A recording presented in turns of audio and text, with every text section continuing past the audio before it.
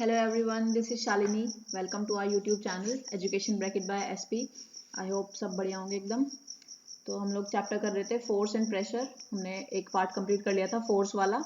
आज हमें प्रेशर से स्टार्ट करना था। फोर्स वाला पार्ट पूरी तरह कंप्लीट हो चुका है। उसमें हमने कॉन्टैक्ट फोर्स पढ़े, नॉन कॉन्टैक्ट फोर्स पढ़े, फोर्स कैसे लगते हैं, सब कुछ पढ़ा। आज हम नेक्स्ट टॉपिक शुरू करेंगे प्रेशर वाला। तो प्रेशर का टॉपिक शुरू करते हैं। प्रेशर क्या होता है? अगर सिंपल हिंदी में बात करें, जैसे हम पढ़ा था कि फोर्स को बल बोलते हैं, प्रेशर को हिंदी में बोलते हैं दाब। दाब मतलब कि दबाव डालना किसी पर।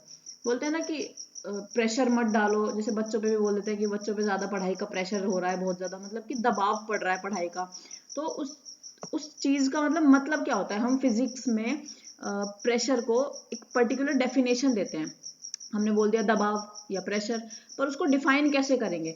तो उसको हम डिफाइन कर सकते हैं कि जब कोई फोर्स, सपोज करो ये मेरा हैंड है, ठीक है, ये दूसरे हैंड पर ऐसे मैं इसको ऐसे प्रेस कर रही हूँ, दबाव डाल रही हूँ, तो ये क्या हो रहा है?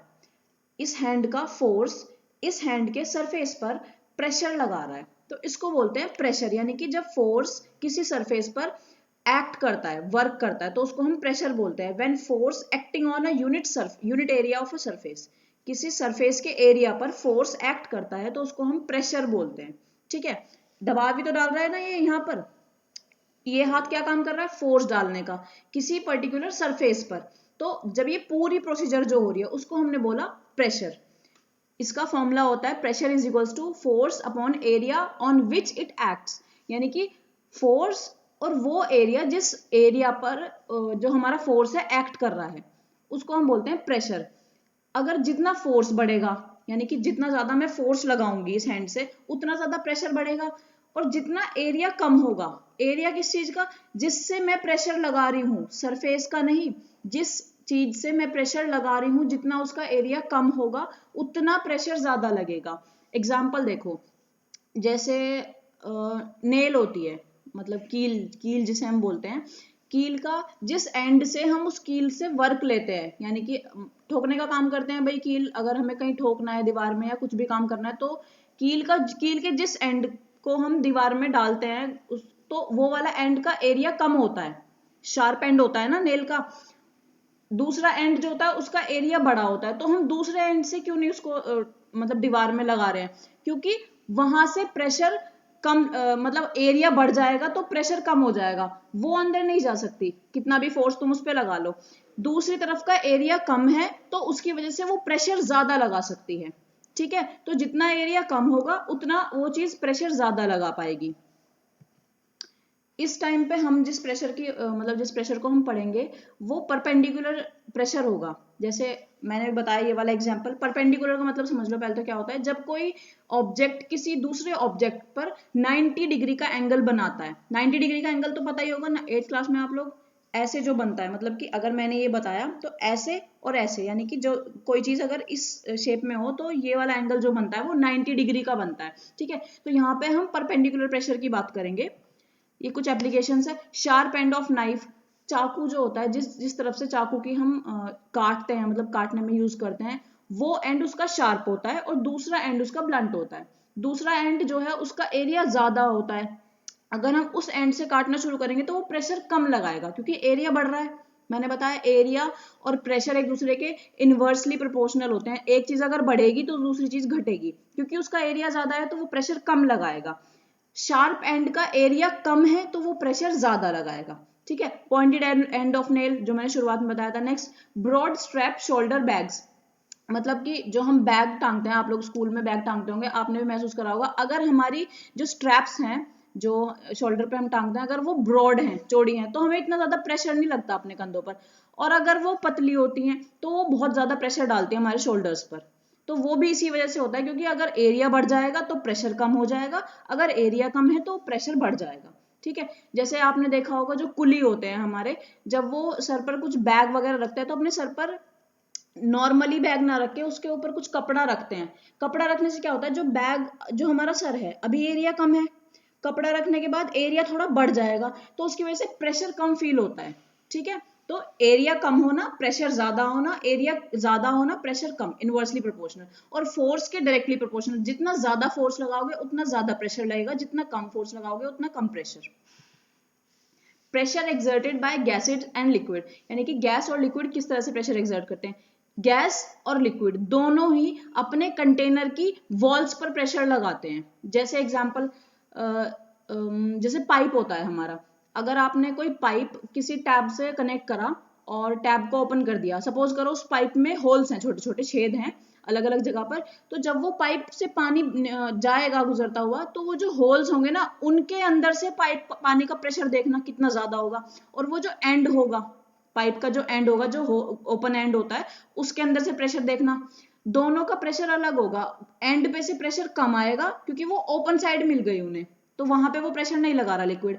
और लिक्विड हमारा वॉल्स पर लगाता है, वो उसे वॉल पे प्रेशर लगाते हुए उसे एक छोटा सा छेद मिल गया, वहां से वो फुल प्रेशर लगा रहा था और वो उस प्रेशर से बाहर आता है। अगर आप एंड को, पाइप के एंड को भी पकड़ लेते हैं, सब हम जैसे बचपन में सब लोग करते हैं, आप लोग भी करते होंगे, एंड को पकड़ लेते हैं हम, तो उससे प्रेशर ज्यादा आता है पानी का। वो भी क्यों, फिर वो क्यों आ रहा है, क्योंकि इसलिए पानी को लगता है, जिस टाइम उसे बंद कर देता है उसे लगता है ये भी वॉल है, ये भी कंटेनर की वॉल है, तो फिर वो उस पर प्रेशर लगाता है फुल, तो वहां से भी पानी फिर प्रेशर से निकलता है। सेम केस हमारा गैस के साथ है कि गैस भी कंटेनर की वॉल पर प्रेशर लगाती है। एक ये इन्होंने एग्जांपल दे रखा है कि बॉटल में पानी भरा हुआ है, अगर उसमें साइड में होल्स हैं, तो जो पानी है हमारा वो होल्स से ज्यादा प्रेशर से बाहर निकलेगा। अगर आप बॉटल से पानी निकालते हो तो वो उतनी प्रेशर से बाहर नहीं निकलेगा जितना वो होल्स से निकल रहा है। Next is atmospheric pressure. Atmospheric pressure अगर सिंपली मैं बोलूं तो एटमॉस्फेयर जो प्रेशर लगा रही है उसको एटमॉस्फेरिक प्रेशर बोलते हैं, इससे टर्म से ही क्लियर हो रहा है। अब एटमॉस्फेयर क्या होती है, जितनी भी एयर्स हमारे आसपास है, यानी कि मैं अगर यहाँ बैठी हूँ तो मेरे आसपास जो एयर है, एयर तो है डेफिनेटली एनवायरमेंट में, तभी हम ब्रीद कर पा रहे हैं और उसी की वजह से हम सर्वाइव कर रहे हैं। तो ये जो हमारे आसपास एयर होती है, इसी एयर को हम एटमॉस्फेयर कह देते हैं। ब्लैंकेट ऑफ एयर एटमॉस्फेयर कहलाता है, ठीक है। ये एयर, ये जो एटमॉस्फेयर है हमारे पास, ये जब प्रेशर लगाता है तो उस प्रेशर को हम एटमॉस्फेरिक प्रेशर बोलते हैं, ठीक है। ये कुछ एग्जांपल है, जैसे ये हमारा सकर है, प्लंगर बोल दो या सकर बोल दो।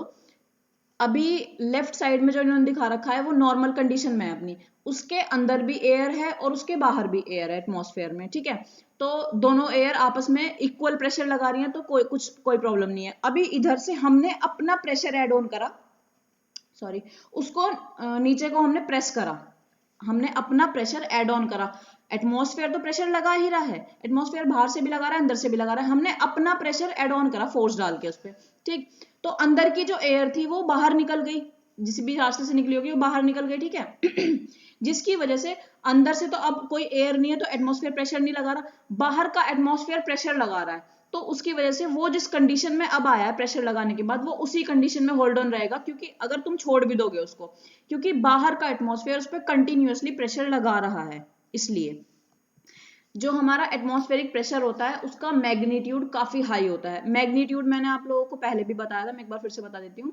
मैग्नीट्यूड का मतलब होता है किसी भी चीज की न्यूमेरिकल टर्म्स, न्यूमरिक टर्म, मतलब कि अगर मैंने फोर्स लगाया है तो कितना न्यूटन फोर्स लगाया है, मतलब मैं अगर किसी चीज में फोर्स लगा रही हूँ, धक्का लगा रही हूँ, पुश या पुल खींच रही हूँ अपनी तरफ को, तो कितना न्यूटन, 10 न्यूटन, 9 न्यूटन, तो वो जो 10, 9, 11 है ये मैग्नीट्यूड कहलाता है। वैसे ही प्रेशर में कितना मैग्नीट्यूड का प्रेशर लग रहा है, मतलब कि 10 का लग रहा है, 9 का लग रहा है, 20 का लग रहा है, 100 का लग रहा है, तो वो जो मैग्नीट्यूड होता है एटमॉस्फेरिक प्रेशर का वो काफी हाई होता है। वो इतना होता है कि ह्यूमन बॉडी को भी क्रश कर देता है, लेकिन हम तो क्रश नहीं हो रहे, मैं बैठी हूं मैं तो क्रश नहीं हो रही, एटमॉस्फेरिक प्रेशर तो यहाँ पे भी है।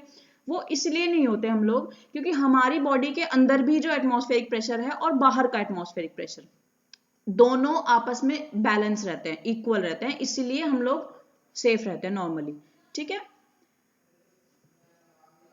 खत्म चैप्टर। तो आई होप समझ में आया होगा आप लोगों को, छोटा सा चैप्टर था, फोर्स और प्रेशर, इंटरेस्टिंग भी था क्योंकि डेली लाइफ से रिलेटेड था। और फिर भी अगर कुछ समझ ना आया हो तो कमेंट बॉक्स में पूछ लीजिएगा, और अगर चैनल सब्सक्राइब ना करा हो तो कर दीजिएगा। Okay, thank you, have a nice day.